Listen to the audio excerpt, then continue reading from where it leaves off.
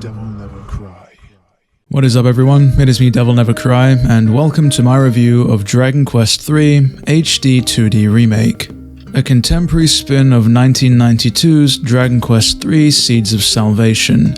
As always, a huge thank you to Square Enix for providing me with a copy of the game, and for reference I played this on the PlayStation 5, on performance mode at that. If you're interested in more reviews, whether they're RPGs or not, then consider subscribing as there's more on the way. My time with the Dragon Quest series is rather limited. I've only previously played 8, which a lot of people consider to be one of the best, and 9, Sentinels of the Starry Sky on the DS, but I was excited to hop into this remake, particularly thanks to the hands-on preview that I got stuck into earlier this year. Especially as somebody who adores the 2D HD art style ever since its inception with Octopath Traveler. Dragon Quest III Remake's narrative is rather straightforward and is to be expected with a game from this era. You are the son of the legendary hero Ortega, who died years ago whilst attempting to fulfill a grand quest. Your task is to follow in his footsteps, traveling across the land of Gaia before ultimately putting the archfiend Badamos to rest for good. That's about all you'll get for the setup, and pretty much that's all you'll need. The narrative for this game is rather light, the story moments and the cutscenes are rather few and far between. They have added in voiceover for a lot of the major moments, which I thought was a nice touch, but just like classic RPGs, a lot of the context that you need is pretty much going to be optional and is largely gathered from interacting with NPCs that you come across in the world. Exploring often and talking to everybody you come across is definitely a worthwhile endeavor. People are likely to share secrets with you, or even more important things like where you might want to go next for a specific key item. The remake realizes just how important this is, and so they've added in a cool new feature, the recall feature, which allows you to save and recall any conversation that you have at the press of a button. Long gone are the days of you having to commit things to memory or writing down notes so that you don't forget or get confused about things. With a simple press of a button, you can pull up a menu and you can literally go through a conversation word by word. To further compound on this new quality of life addition and build on the idea that this can serve as a nice entry point into the Dragon Quest series, they've also added main objective markers to the map to kind of point you in the right direction at every single moment. Of course, if you do want a more authentic or original Dragon Quest experience, then you are able to turn off these markers and explore at will. So shortly after you step into the role of the protagonist, your first port of call is going to be to assemble a party before you are inevitably shepherded onto the tasks at hand. Inevitably, however, at a certain point in the game, the entire world opens up, allowing you to explore the world at your leisure and tackle the main objectives in pretty much whatever order that you wish to. What I will say though, is that the game definitely sticks to its classic RPG DNA. There were times where I did trudge to a main objective, only to be told that I was missing a key item, like a key for example, and pointed by an NPC to go ahead and explore a specific region of the map first instead, to perhaps find what it is that I'm looking for. Thankfully though, whatever pent-up frustration might build from the inevitability of backtracking is alleviated thanks to the robust fast travel system, which allows you to zip around the map regardless of wherever you are. The gameplay loop, just like the narrative, is straightforward in Dragon Quest III Remake.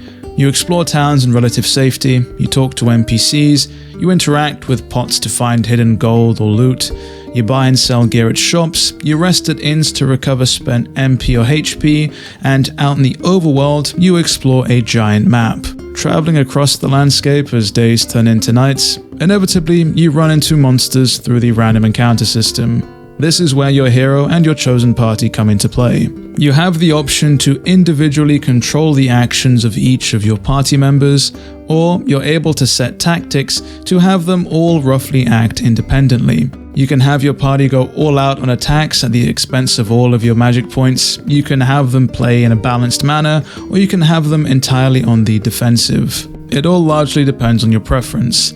Thankfully, the remake has introduced a battle speed function, however, that can make fights go by a whole lot quicker, which is absolutely a blessing when it comes to grinding.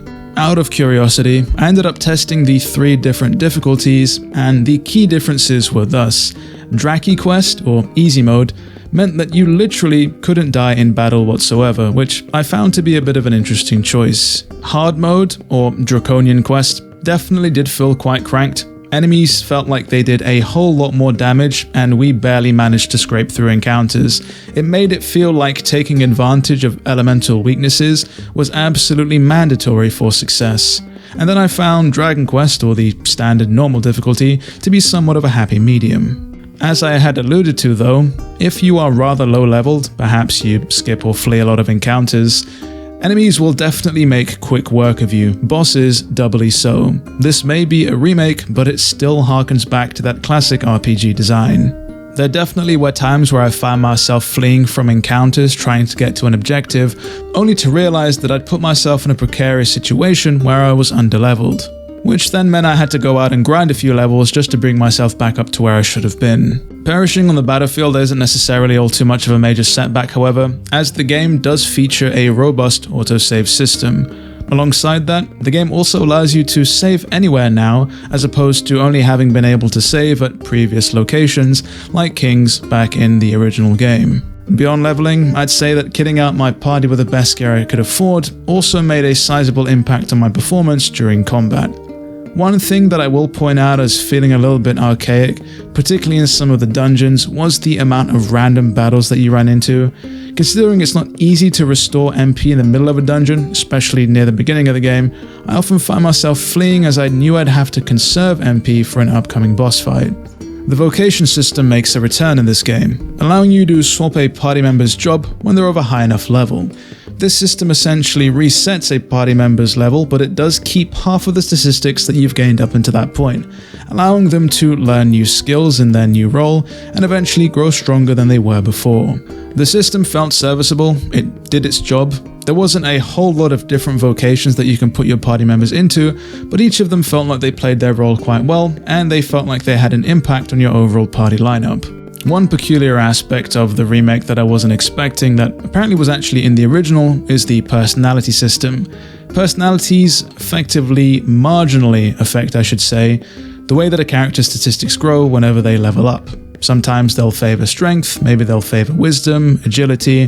There's a whole plethora of different effects, and this system's actually thrown right at the player at the beginning of the game through this weird dream scenario. I actually played through it without even realizing that my actions in this dream scenario had an impact on the hero's personality, but I just chalked it up as being another quirky aspect of the game. I can imagine that longtime fans of the original will be happy to hear that this personality system makes a return. And I think that notion rings through throughout the entirety of this remake. I feel as though a lot of people who are diehard fans of the original can find solace or happiness in the way that this game has been faithfully remade, and I think those who have not played the original, or those who are new to the series, can also have fun and enjoy this experience thanks to all the quality of life changes they've made to bring the game up to contemporary standards.